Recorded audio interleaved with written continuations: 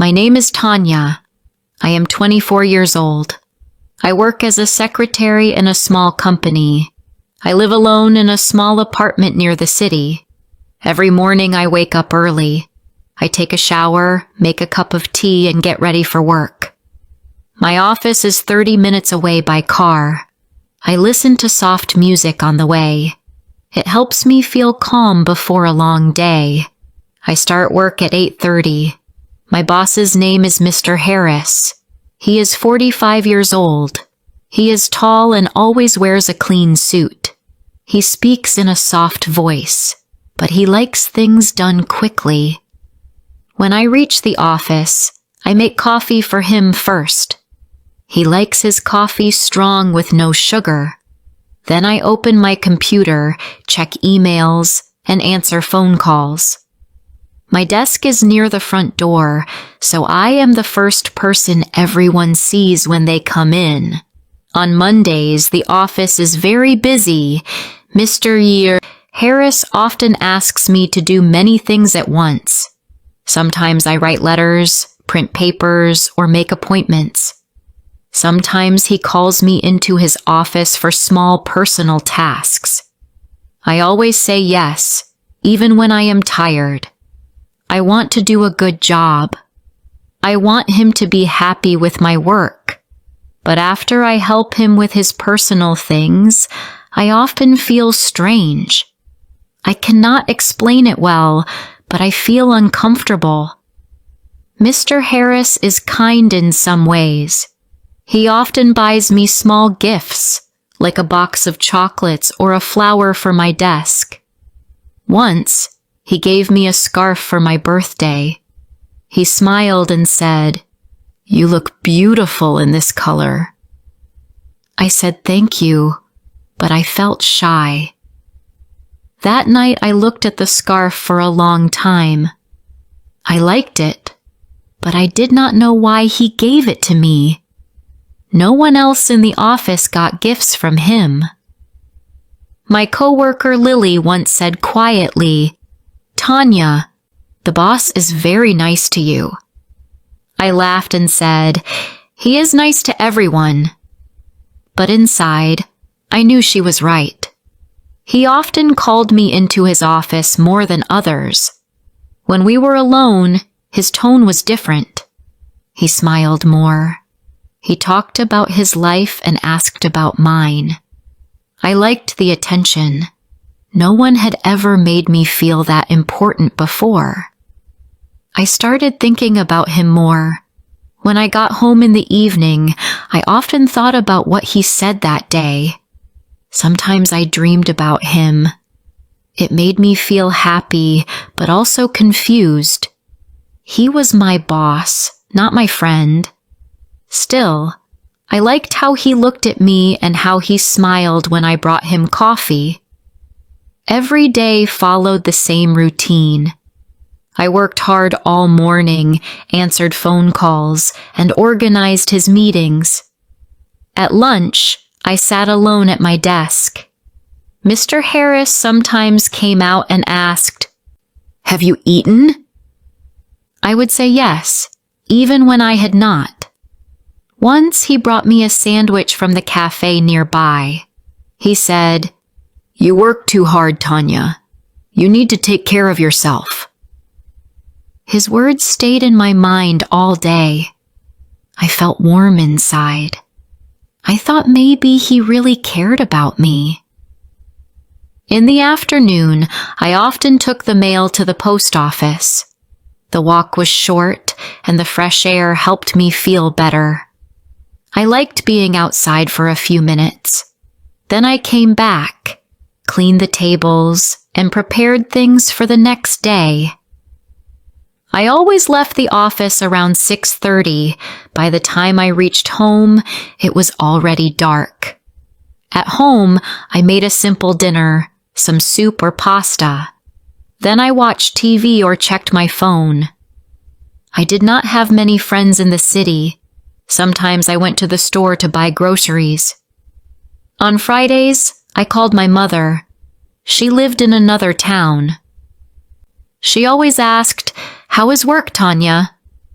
I said, "It's fine. My boss is nice." I never told her about the strange feeling I had after some days at the office. I did not want her to worry. One Monday morning, I arrived a little late. There was traffic on the road. When I entered the office, Mr. Harris was already there. He looked at his watch and said, "You are late, Tonya." I said sorry and explained about the traffic. His face was serious for a moment, but then he smiled. "Next time, leave earlier," he said. Then he handed me a small box. "This is for you," he added. I opened it. Inside was a silver bracelet. "You don't need to," I said softly. "I wanted to," he replied. "You make my work easier." I smiled but felt nervous. I did not know what to say. Later that day, Lily saw the bracelet. She raised her eyebrows and said, "Another gift?" I told her it was just for helping with extra work. She did not look convinced. "Be careful," she said. I laughed it off, but her words stayed in my mind. That evening when I got home, I sat on my bed holding the bracelet. It was beautiful, but I felt uneasy. I wanted to believe Mr. Harris was just kind, but I was not sure anymore. I remembered how his hand touched mine when he gave me the box. It was only for a second, but it made me blush. The next few days, he was even more friendly. He asked about my weekend plans. He offered to drive me home when it rained. Once he said, "You look tired. You should rest more." I smiled and said thank you. I liked hearing those words from him. They made me feel seen. But part of me started to wonder if this was normal between a boss and his secretary. One afternoon, when everyone had gone home, Mr. Harris asked me to stay a little longer. He said he needed help with some files. I agreed, even though I was tired. I wanted to show I was responsible. We worked in silence for some time. Then he said, "You are very special, Tonya." My hands froze for a moment. I looked at him, unsure what to say. He smiled and continued, "You are not like the others. You understand me." My heart started to beat fast. I said, "Thank you, sir." He laughed softly. "You can call me Mark when we are alone." That night I could not sleep well. I kept thinking about his words. "You are very special." I liked hearing them, but they also confused me. Was this still work, or was it something else? I tried to stop thinking about it, but it was not easy. The next morning, I came to the office early. I wanted to avoid being alone with him again. But when he arrived, he smiled like nothing had happened. "Good morning, Tonya," he said. "Good morning, sir," I replied, pretending to be calm. All day I tried to stay busy. I answered calls, sent emails, and avoided long talks. But he still found moments to come near my desk and say small things like, "You look nice today," or "That color suits you." I smiled politely, but my hands trembled each time. By the end of the week, I felt tired, not just from work, but from thinking too much. I wanted to believe Mr. Harris cared for me in a good way, but deep down, I was unsure. I liked his attention, but it also made me feel guilty. I was his secretary, not his friend or girlfriend. Still, part of me wished his kindness meant something real.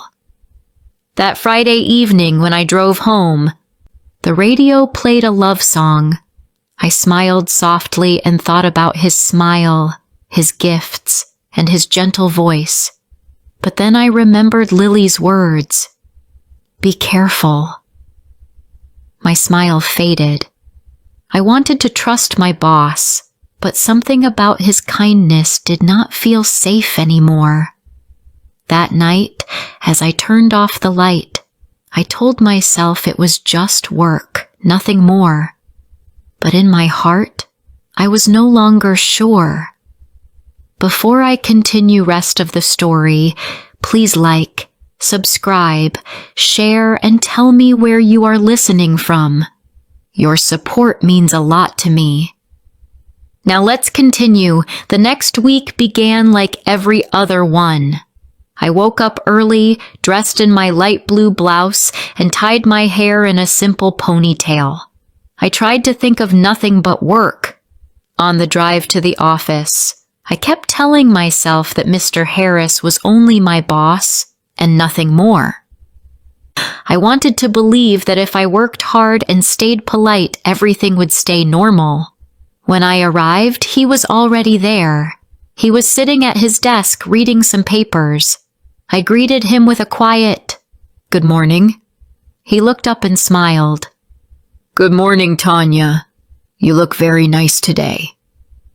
I said thank you and quickly walked to my desk. I could feel his eyes on me, and I felt uncomfortable, though I did not show it. I tried to stay busy all morning. The phone rang many times. I wrote emails, printed letters, and sorted the mail. I wanted to focus on my tasks, but my mind kept going back to him. Every time he came out of his office, I felt nervous. Sometimes I hoped he would talk to me. Sometimes I wished he would leave me alone. It was a strange mix of feelings, and I did not understand them. At lunchtime, Lily came to sit with me. She opened her sandwich and said, "You seem quiet today." I said I was just tired. She looked at me carefully and said, "You can tell me if something is wrong." I smiled and shook my head. "Everything is fine." I did not want to talk about Mr. Harris. I did not want anyone to know what I was feeling. That afternoon, he asked me to stay after work again. I wanted to say no, but I was afraid to make him angry. He said he needed help finishing a report. Everyone else had gone home. The office was quiet, and only the sound of the clock filled the room. I typed while he spoke softly behind me. Then, after a moment of silence, he said, "Tonya, do you like working here?" "Yes, I do," I said quickly. He stood up and came closer. "I am glad," he said. "You are a good worker. You make this office brighter." His words made me blush. But I looked down at the papers. Then he said, "You are more than just my secretary to me."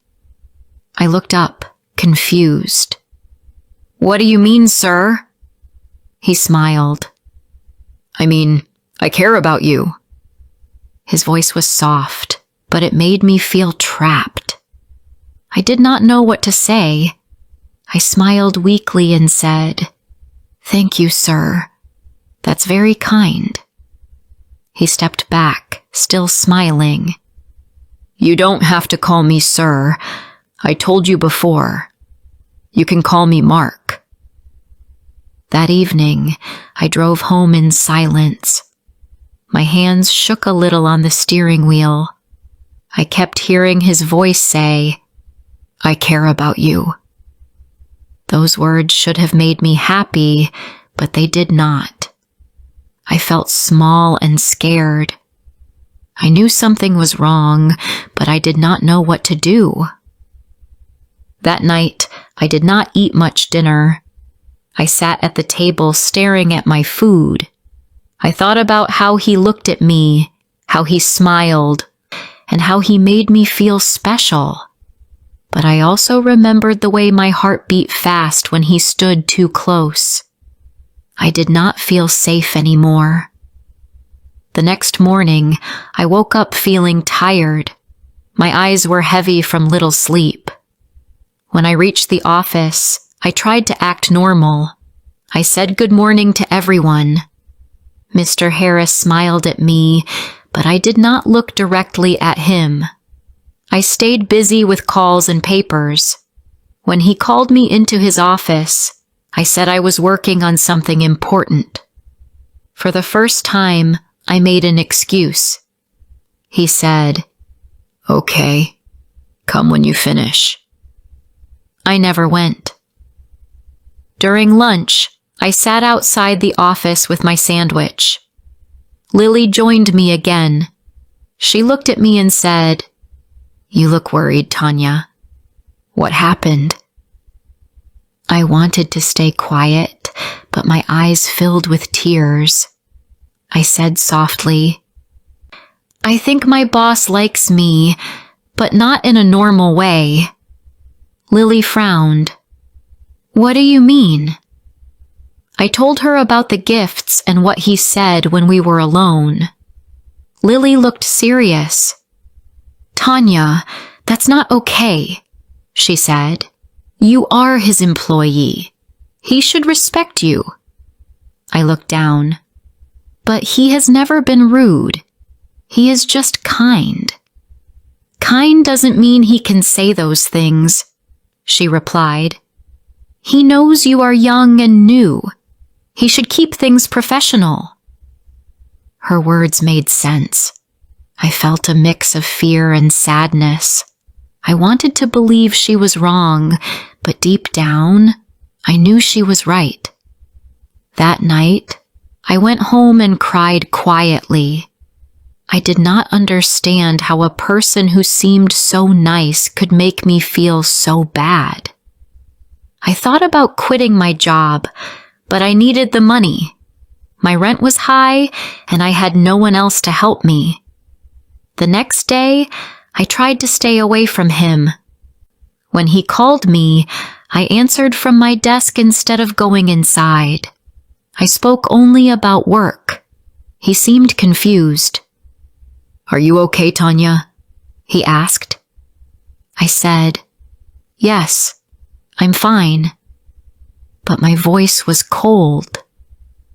That Friday before leaving, he stopped by my desk. "You've been different this week," he said. "Did I do something wrong?" I looked at him. His face looked kind, but I remembered Lily's words. I said, "No, everything is fine, sir." He sighed and said, "If you say so. I just thought we were friends." Then he walked away. That night, I could not sleep. I thought about his last words. "I just thought we were friends." Maybe he really believed that. Maybe he did not see how his actions made me feel. Or maybe he did know, and he just did not care. I did not know which answer was worse. Over the weekend, I stayed home. I cleaned, watched TV, and called my mother. She said, "You sound tired, Tonya. Is everything okay at work?" I wanted to tell her everything, but I said, "Yes, everything is fine. Just busy." On Monday morning, I stood in front of the mirror before leaving home. I looked at myself carefully. I wanted to look professional, not pretty. I wore simple clothes and no lipstick. I told myself this week would be different. I would keep things only about work. When I reached the office, I smiled politely at everyone. Mr. Harris said, "Good morning, Tonya." I answered, "Good morning, sir," in a flat voice. He looked surprised. During the day, he gave me many tasks, but said little else. I was glad. The week passed quietly, and I felt calmer. On Friday afternoon, he called me into his office. I hesitated but went in. He said, "I have some files for you to send later. And Tonya, I'm sorry if I made you uncomfortable." His tone was serious. I looked at him, unsure what to say. "I didn't mean to," he said softly. "I just enjoy talking to you." I nodded. "I understand. Let's just keep things about work," I said. He looked down for a moment, then smiled. "Of course." When I left his office, I felt a little lighter. Maybe things would be normal again. Maybe he meant what he said. But deep inside, I still did not fully trust him. That night, I watched TV and ate dinner alone. I tried to think about the future. I wanted a better job one day, somewhere I would feel safe and respected.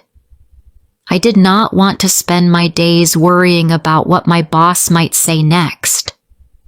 I was not sure if I was brave enough to leave yet, but I was starting to see the truth. Mr. Harris cared about me, but not in a way that was right. I could no longer pretend it was simple kindness. For the first time, I began to ask myself what kind of person I wanted to be.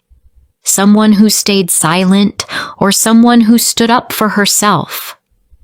I was not ready to answer that question yet, but I knew I would have to soon. The next few weeks passed quietly. Mr. Harris spoke less to me. He only asked for reports or gave short instructions. I was thankful for that. The office felt normal again. Still, every time he called my name, I felt a small fear inside. I was always careful to keep the door open when I entered his office. One afternoon, something changed. A new assistant joined the company. Her name was Julia. She was 20 years old, friendly, and always smiling. On her first day, Mr. Harris asked me to train her. I showed her how to answer the phone, use the printer, and write simple emails. She learned fast and seemed happy to work here. I liked her. After a few days, I began to notice something. Mr. Harris started giving Julia small gifts too. A notebook, a coffee mug, even a small perfume bottle. He told her she was a bright young worker. When I saw that, my heart felt heavy. For months, I believed I was special to him. Now I understood that I was not. This was his habit. This was what he did with women who worked for him. That night when I went home, I felt both sad and free. I sat on my bed and said out loud, "He does not care about me." It hurt to say those words, but they were true. All the gifts, all the kind words, they were not love. They were a way to control me. The next morning, I came to the office early. I looked around the small room I had worked in for 2 years. The phones, the computers, the smell of coffee. It all felt different now. I realized how much I had changed. I no longer wanted his attention. I wanted respect. When Mr. Harris arrived, he greeted me as usual. "Good morning, Tonya." I smiled politely. "Good morning, sir." Then I handed him a small envelope. He looked confused. "What is this?" he asked. "My resignation letter," I said softly. He stared at me. "You're leaving?" "Yes," I said. "I found another job. I start next month." He was quiet for a moment. Then he said, "I didn't think you were unhappy here." "I wasn't unhappy," I said, "but I want to work somewhere I can grow and feel safe." He looked down, then nodded slowly. "I see," he said. "I wish you good luck." I thanked him and walked out of his office. My hands were shaking, but my heart felt light. For the first time in many months, I felt proud of myself. During my last week, I helped Julia with her work and showed her how to organize the files. She was kind and asked me why I was leaving.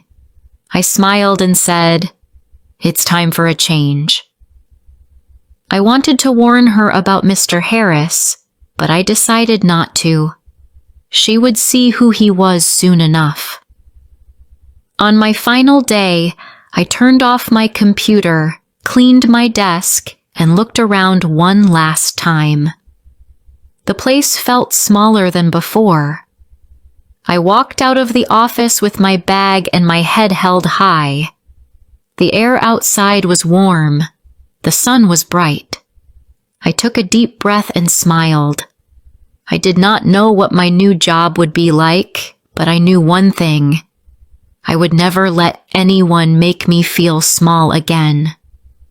When I got home, I made a cup of tea and sat by the window.